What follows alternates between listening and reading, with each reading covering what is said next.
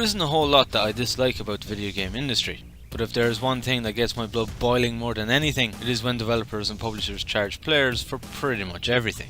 Premium currency in a game you already bought, skins that should be unlockable by playing the game, content locked behind paywalls, and so on and so forth. It isn't often, but every once in a while you still find a developer who gives to the players as opposed to trying to take from them, and that is exactly what Vertigo Gaming Inc. have done with their Cooks Are Delicious 2 Barista update. The Barista update is a massive expansion for Vertigo Gaming's hardcore cooking game Cooks Are Delicious 2. It released June 18, 2018 and is available to all current and future players of the game for free. The Barista update introduces 3 new restaurants for the player to work at, over 100 new items to unlock, over 20 new dishes, a Zen mode to all restaurants, and a level cap increase to 125 along with a ton of fixes. The Barista update brings Cooks Are Delicious 2 to a surprisingly whole new level, not just adding new content to the game but making it better than it ever was before, while also introducing new challenges for veterans of the game. The Barista update primarily adds in content focusing on coffee and cafe style foods like coffee, lattes, frozen drinks and the likes, but does introduce new foods of varying cuisines, these including brownies, donuts, Japanese crepes, cinnamon buns and many more. All of these new foods are available for the player to buy for their own restaurant and add to their menu as they see fit. The 3 new restaurants are Burrito, Planet Blue and Contrast Coffee Company. Burrito is a Mexican style restaurant that focuses on tacos, burritos and the likes. Contrast Coffee Company is a cafe that mostly sells coffees, mochas, lattes and so on, along with ice creams and donuts. Finally is Planet Blue, an upmarket eatery focused on equally as upmarket foods such as pan-fried octopus, steaks, frozen chocolate banana desserts and more. These new restaurants along with their food add new challenges to the game, mostly for seasoned players. The coffee and frozen drinks being the most challenging due to the many different combinations that customers can order. It is really well done, thought out and executed.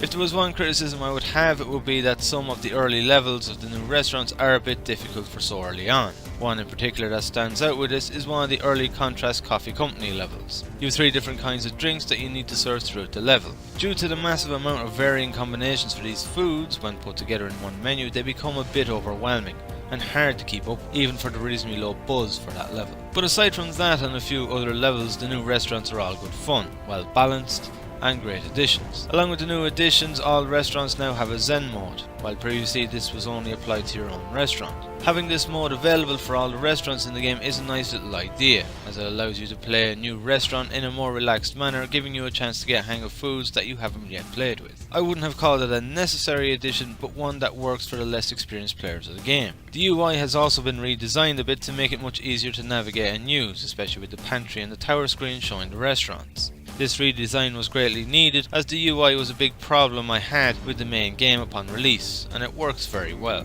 There are tons of new items to unlock for designing and decorating your restaurant, including 2 new categories which are fountains and wall booths. Like pretty much everything else of this update, they are a nice addition that allows players to add new designs and decor to their restaurant or completely change it. The level cap has also been increased to 125, giving the player that little bit more to aim for when playing the new restaurants. It has also been announced that this is the final increase of the level limit. There really isn't much more to say about the Barista update without going into discussion about every single new food item in great detail.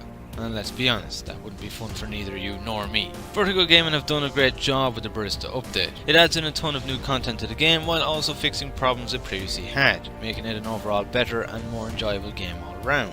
It doesn't add anything new in the sense of mechanics, but that isn't necessarily a bad thing, as there isn't a whole lot more that could be done with Cooks Are Delicious 2 without a high possibility of messing things up.